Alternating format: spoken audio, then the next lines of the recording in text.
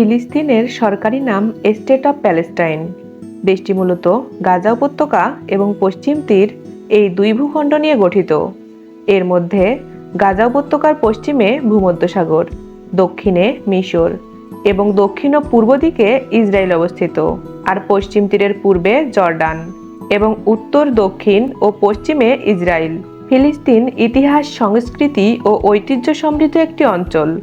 একই সাথে ফিলিস্তিন বিশ্বের বড় তিন ধর্ম ইসলাম, খ্রিস্টান এবং ইহুদি ধর্মের মানুষদের কাছে সবচেয়ে পবিত্র ভূমি বলে বিবেচিত।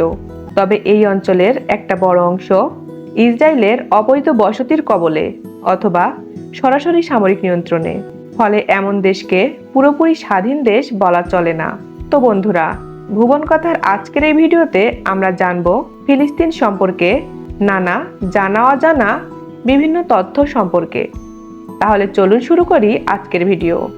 এককালে ফিলিস্তিন অঞ্চলটি অটোম্যান সাম্রাজ্যের অধীনে ছিল। তখন আরব মুসলমানরা ছিল সংখ্যাগরিষ্ঠ জনগোষ্ঠী। পাশাপাশি খ্রিস্টান ও ইহুদি সম্প্রদায়ের মানুষও সেখানে বসবাস করতেন। ঊনবিংশ শতাব্দীর শেষ দিকে ইউরোপে জায়নবাদী আন্দোলনের উত্থান ঘটে। এই আন্দোলনের লক্ষ্য ছিল ইহুদি জনগণের জন্য তাদের ঐতিহাসিক মাতৃভূমিতে একটি জাতীয় আবাসভূমি প্রতিষ্ঠা করা। এরপর ইউরোপ ও বিশ্বের বিভিন্ন অঞ্চল থেকে অনেক ইহুদি ফিলিস্তিনে এসে বসবাস শুরু করেন।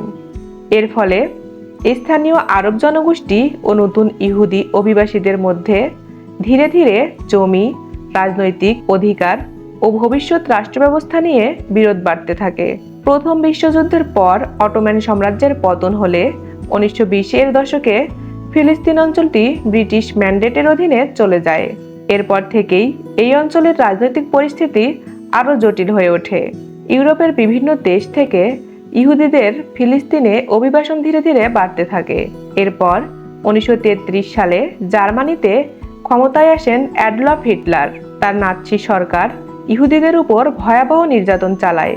দ্বিতীয় বিশ্বযুদ্ধের সময় প্রায় 60 লাখ ইহুদি নিহত হন, যা ইতিহাসে হলোকাস্ট নামে পরিচিত।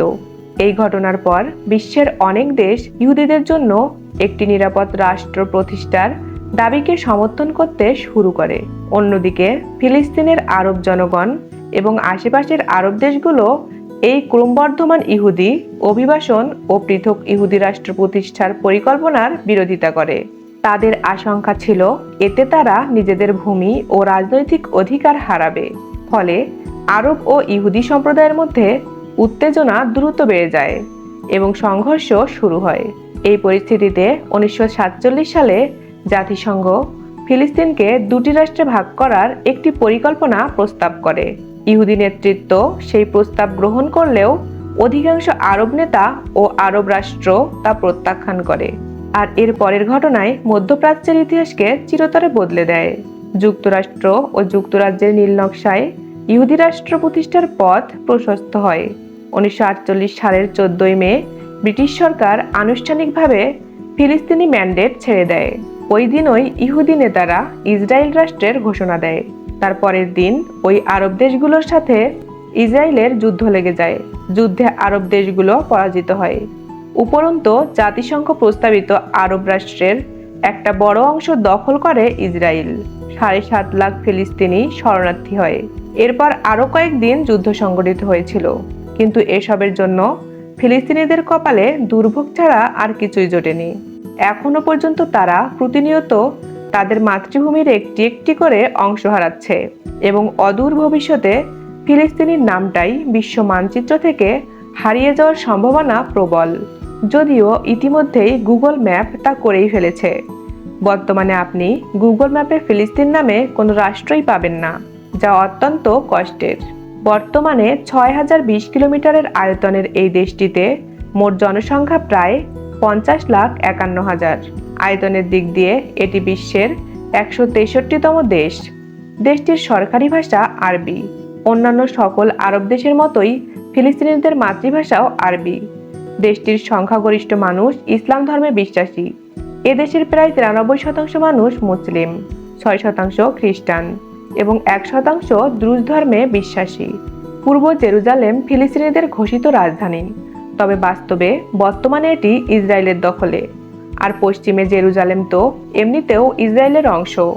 এই জেরুজালেম শহরের সাথে জড়িয়ে আছে সহস্র বছরের প্রাচীন ইতিহাস। বিশ্বের সবচেয়ে পবিত্র স্থানগুলোর মধ্যে অন্যতম একটি শহর হলো ফিলিস্তিন।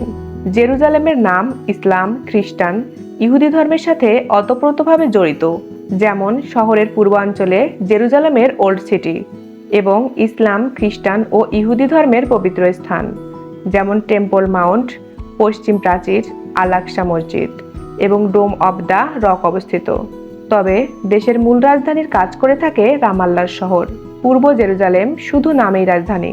জেরুজালেম শহরটি খ্রিস্টান ধর্মাবলম্বীদের কাছে অনেকভাবে বেশি গুরুত্বপূর্ণ, কেননা এখানে শিশু হিসেবে এসেছিলেন যীশু খ্রিস্ট, অর্থাৎ আমাদের নবী ঈসা আলাইহিসসালাম। তিনি প্রাপ্ত বয়সে এখানে ধর্ম প্রচার করেছেন এবং খ্রিস্টানরা মনে করেন যীশু খ্রিস্ট জীবনের শেষ সময়ে এখানেই ক্রুশবিদ্ধ হয়েছিলেন এবং একইভাবে ঈশ্বরের দ্বারা আবার এখানেই পুনরুত্থিত হবে বলে বর্ণিত আছে। আবার ইহুদি ধর্মের জন্য গুরুত্বপূর্ণ কারণ হলো তাদের ধর্মের প্রতিষ্ঠাতা মোজেজেরও পূর্ণভূমি এই জেরুজালেম। ইহুদিদের প্রথম মন্দির এই শহরেই অবস্থিত ছিল, যার অবস্থান ছিল টেম্পল মাউন্টে। আর ইসলামী বিশ্বাস মতে মহানবী হযরত মুহাম্মদ সাল্লাল্লাহু আলাইহি ওয়াসাল্লাম মিরাজে যাওয়ার আগে জেরুজালেমেই থেমেছিলেন এবং বাইতুল মুকাদ্দাস তথা বর্তমান আল আকসায় নামাজ আদায় করেছিলেন, যা ইসলাম ধর্মাবলম্বীদের কাছে অত্যন্ত মর্যাদা সম্পন্ন। ডেড সি বা মৃতসাগর, যা উচ্চতার দিক দিয়ে স্থলে পৃথিবীর সর্বনিম্ন স্থান। এটি ফিলিস্তিন এবং জর্ডানের সীমান্তে অবস্থিত। এটি সমুদ্রপৃষ্ঠ থেকে 430.5 মিটার নিচে অবস্থিত। এই সাগরের পানি এতই লবণাক্ত যে এখানে মানুষ সাঁতার না জানলেও অনায়াসে ভেসে থাকতে পারে। বহু শতাব্দী ধরে জলপাই ফিলিস্তিনিদের জীবন, সংস্কৃতি ও ঐতিহ্যের একটি কেন্দ্রীয় অঙ্গ হয়ে আছে। দেশের প্রায় 45% জমি জলপাই ভূমিতে পূর্ণ। একইভাবে ফিলিস্তিন কয়েকটি সুন্দর ফুলের জন্য পরিচিত, যার বেশিরভাগই এপ্রিল এবং মে মাসে ফোটে। ফিলিস্তিনে বিভিন্ন প্রজাতির বৃহৎ বন্যপ্রাণীও রয়েছে। এর মধ্যে বন্য শেয়াল, নুবিয়ান আইব্যাক্স, বন্য শূকর, নেকড়ে, চিতাবাঘ, হায়না সহ বিভিন্ন প্রজাতির পাখিগুলো রয়েছে। তবে এত সব যুদ্ধবিগ্রহের মধ্যেও দেশটির সাক্ষরতার হার চমকে দেওয়ার মতো। দেশের প্রায় 96% মানুষ শিক্ষিত। এখানে পুরুষদের তুলনায় মেয়েদের শিক্ষার হারই বেশি। ফিলিস্তিনি অর্থনীতির একটা বিশাল অংশ হচ্ছে পর্যটন। অন্যান্য খাতগুলোর মধ্যে রয়েছে পাথর প্রক্রিয়া শিল্প, সিমেন্ট উৎপাদন, টেক্সটাইল, সাবান এবং জলপাই কাঠ রপ্তানি। এর মধ্যে পাথর শিল্প ফিলিস্তিনের অন্যতম বৃহৎ খাত। পশ্চিম তীরে 650টিরও বেশি পাথর শিল্প সাইট রয়েছে। দেশের প্রধান রপ্তানি পণ্য হচ্ছে জলপাই।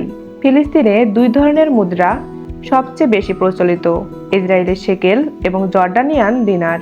দেশটির মোট জিডিপি প্রায় 14.62 বিলিয়ন মার্কিন ডলার এবং মাথাপিছু আয় পশ্চিম তীরে প্রায় 1924 মার্কিন ডলার ও গাজায় প্রায় 876 মার্কিন ডলার। তো বন্ধুরা, আজকের ভিডিও এই পর্যন্তই। ভিডিওটি ভালো লাগলে চ্যানেলটি সাবস্ক্রাইব করে পাশেই থাকুন।